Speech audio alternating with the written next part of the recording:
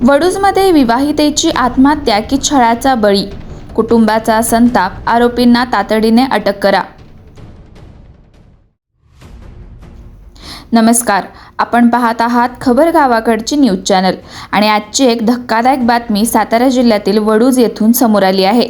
वडूज तालुका खटाव येथील विवाहित महिला मेघा विनायक पवार यांनी काही दिवसांपूर्वी आपल्या राहत्या घरी गळफास घेऊन आत्महत्या केल्याची दुर्दैवी घटना घडली होती।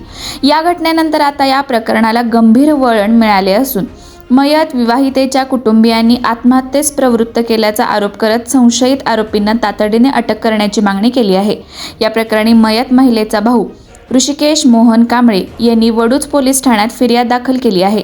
फिर्यादीनुसार पती विनायक नंदकुमार पवार, दीर विजय उर्फ बंडा नंदकुमार पवार आणि सासरे नंदकुमार महादेव पवार यांनी मेघा पवार यांना सतत शारीरिक आणि मानसिक त्रास दिल्याचा आरोप करण्यात आला आहे। कुटुंबियांच्या म्हणण्यानुसार मेघा यांना वारंवार मारहाण करणे, शिवीगाळ करणे, अपमानास्पद बोलणे तसेच जीवे मारण्याच्या धमक्या दिल्या जात होत्या।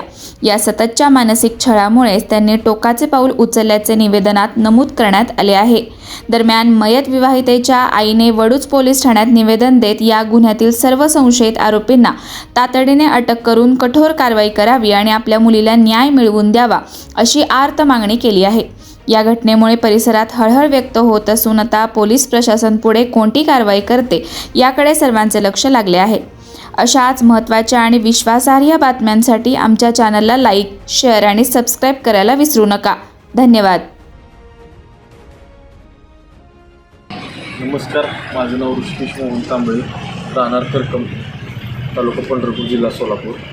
माझी बहीण मेघा विनायक पवार, हिला इथं आम्ही वडूजमध्ये दिलं होतं, विनायक नंदकुमार पवार यांच्या घरी। तर तिला लग्नाला आत्तापर्यंत 12-13 वर्ष झालेली आहेत। तिला वारंवार त्रास होत होता, मारहाण, छळ, जाच, पैशाची मागणी वगैरे, आणि सासरा दीर तिच्यावर संशय घेत होते, तिला अश्लील भाषेत बोलत होते, धंदेवाली आहे असे वगैरे तिला बोलत होते, मानसिक छळ करत होते, जीवे मारण्याची धमकी देत होते तिला। आणि ते पेशावर गुन्हेगार आहेत त्यांनी त्यांच्यावर आत्तापर्यंत आधी पण गुन्हे दाखल आहे। 2021 साली पण त्यांच्यावर एक गुन्हा दाखल आहे की आत्महत्येस प्रवृत्त केलेला आहे। त्याच्यातून ते निर्दोष सुटलेले आहेत आणि त्याच्यामुळे हे आता वारंवार असे गुन्हे करत आहेत। माझी नम्र विनंती आहे की त्यांना कठोर शिक्षा व्हावी आणि अद्याप गुन्हा दाखल होऊन कमीत कमी 3-4 दिवस झालेले आहेत, अद्याप हे आरोपी अटक नाही। लवकरात लवकर आरोपी अटक व्हावे, नाहीतर आम्ही आंदोलन करणार आहे। आणि माझी ह्या विषयाला माननीय मुख्यमंत्र्यांना एक नम्र विनंती आहे माझी की लाडक्या बहिणीला जी तुम्ही महिन्याला 1,500 रुपये देत आहे त्याच्यापेक्षा लाडक्या बहिणीचा तुम्ही कायदा कडक करा, जेणेकरून ह्या असे नराधम सुटणार नाहीत। आणि आज माझ्या बहिणीवर वेळ आलेली आहे की कोणाच्याही बहिणीवर वेळ येणार नाही।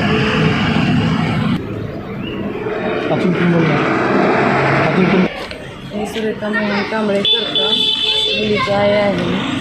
मुलीला सारखं सतत त्रास होत होता, मानसिक त्रास देत होती, पैसे मागणी करत होती।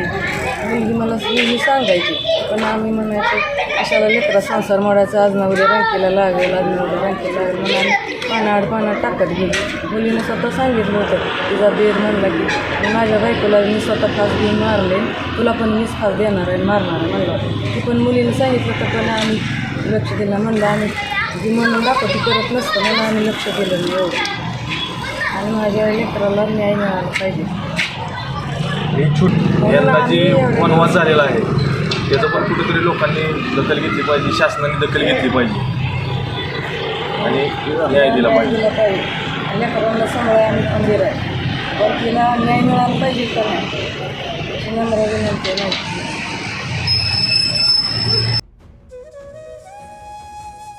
अशाच नवनवीन अपडेट्ससाठी आमच्या खबर गावाकडची या चॅनेलला सबस्क्राईब करा, आमचे व्हिडिओ लाईक करा आणि शेअर करा। धन्यवाद।